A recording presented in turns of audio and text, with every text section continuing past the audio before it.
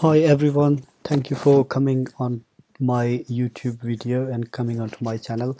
You probably seen my first video anyway, but if you didn't watch that video yet, I would strongly recommend go back and watch the first 5-6 minute video, which was the introduction of what I'm going to teach. But still, I promise in that video that I'll come back with a complete video series on a screen recording, and as you can see I have already shared my screen with you, which says web design using HTML and CSS. um, if I go on to the next slide, first of all I will cover spend few minutes on overall overview of the course, and then I'll spend few minutes on introduction to World Wide Web. Basically, as a web developer, if you choose to be a web developer, you should know World Wide Web bit more than a normal people know in the world today. So there are more details attached to www, so I'll spend a few minutes on that. Then we'll move on to web browsers, and basically first thing is important for you is this little table, which displays the 5 courses I'm going to offer online on YouTube, free of any cost. You don't have to pay anything to watch these videos. I guarantee you, if you follow all the way through from first lesson series to all the way number 4, you will be a full stack developer, web developer, designer, which can work in any software house, any company as a web designer or developer. The websites you will make will be fully responsive on mobile, on iPads, on desktops, and you will make not only static websites, dynamic, you can also make dynamic website, e-commerce websites, or online portals, or any mobile applications. You will use the same sort of programming fundamentals to create the mobile apps as well. But my focus in these lessons is not about the mobile application development. We are more focused about the web technologies. So coming back to this, number one, as I said in the first lesson, I'll cover the HTML and CSS.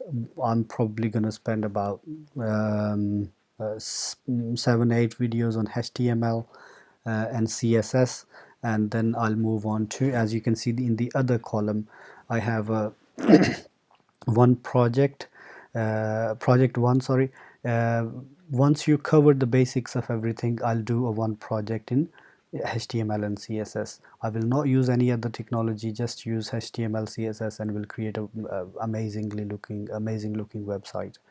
Then we will move on. Once you cover the HTML and CSS, we will move on to the Bootstrap, and I'll once we cover all the basics, for example the grid structure and the classes and how to link the Bootstrap in your HTML page, the libraries and everything, then we can create a project in Bootstrap just like we did for the HTML and CSS.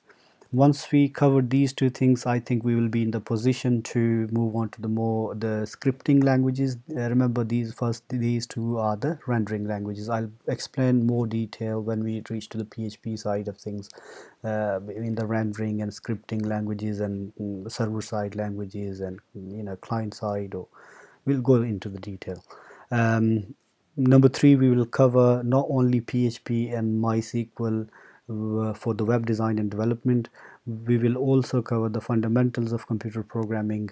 For example, the how you take decisions, how you make loops, repetitive structures, or you make switches, or there are so many controls, or how you declare variables or functions or classes or objects. So there are so many details. So I'll give you a bit of overview of all the fundamentals of the programming languages, and you can take this knowledge of fundamentals of computer programming to any language. When you land on JavaScript or C++ or any language, you will find most of the controls are quite similar to each other. Why? I'll go into the detail when we get there. Once we cover the PHP, MySQL, because we're going to have HTML and CSS and Bootstrap knowledge as well, we can use all these things with help of PHP and MySQL, and we'll create another project. Once we are covered all that, that's enough for your toolkit as a developer, as a designer to do a job or anything. This is kind of, you can say, a luxurious item. Once you make the small websites, over the years you will notice like you will be in the position to handle the complex application, online portals.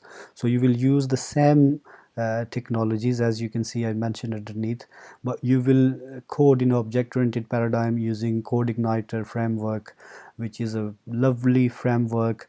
And I'll not gonna go into the details of this, but if you stay connected to my YouTube channel, we will all get there together, inshallah. um, so this is all about the course. Next thing is, as I said, I'll spend few minutes on World Wide Web. Who owns the web? That's as you can see on the screen, I put a few questions on here on the screen. Who owns the web? Where is this information sitting in the world? You know, any web pages you visit, you should know like where they are sitting and where they are coming from. How many, you know, websites are there on in the world? That's a bit silly question, but you know, just random questions people can ask you as a web developer. What's the difference between the web and internet? So who owns the web? I would say web is a resource which is shared by everybody, and the information on the web is logically connected but physically distributed in so many servers around the world. You know, so many hosting servers, or in-house, or you know, people host their web pages in a different way. Basically, what is a website? A website is a collection of web pages, and lots of web pages are connected through the internet.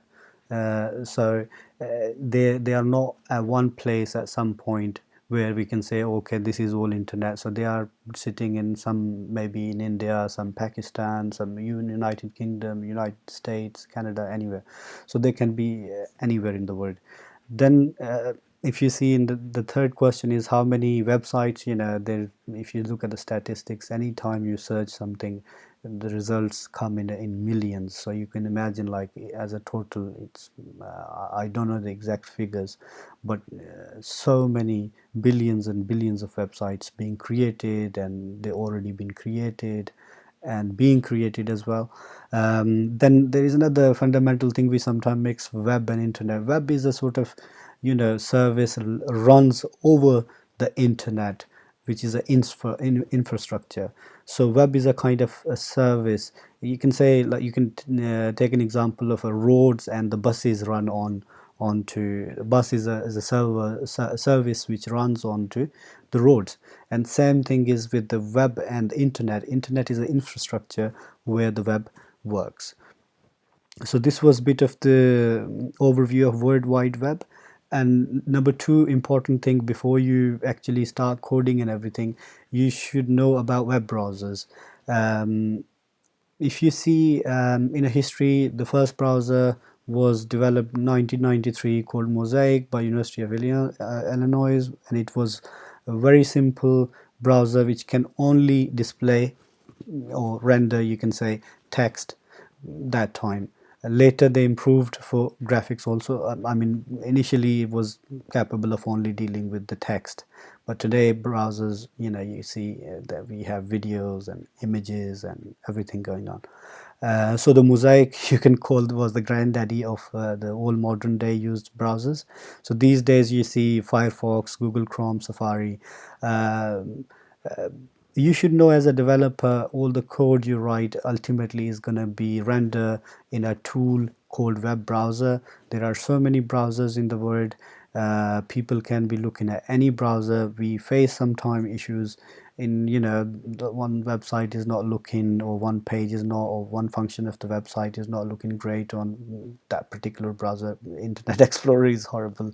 When you start coding, you will realize as well, all the developers community, they hate Internet Explorer. But anyway, choosing the right developer is important. Choosing the right browser is important for you, because ultimately you are going to be testing every line of code in a browser. um, so I personally use Firefox because of the reason, it, you don't have to clear cache all the time. There are so many responsive testing tools you can use. There's so much I'll show you in the detail, but it's important for you to understand the browser's importance. Then the place where we write the code, that's important as well, like IDE. um, Choosing integrated development environment is quite important, because of the so many reasons. um, IDE, I was using Notepad for first 2 3 years for my in my start of the career, but I was bored of it, looking at this white window all the time.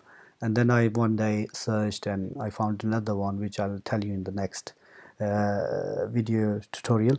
But important is, when you choose what editor you're going to use for coding is important. Do you have any short keys to write certain commands, or does it give you any options if you can't memorize many commands? So all these things are important when you actually choose the IDE, integrated development environment. There are two famous. One is a Notepad and other one is a Sublime, and there are so many other IDs.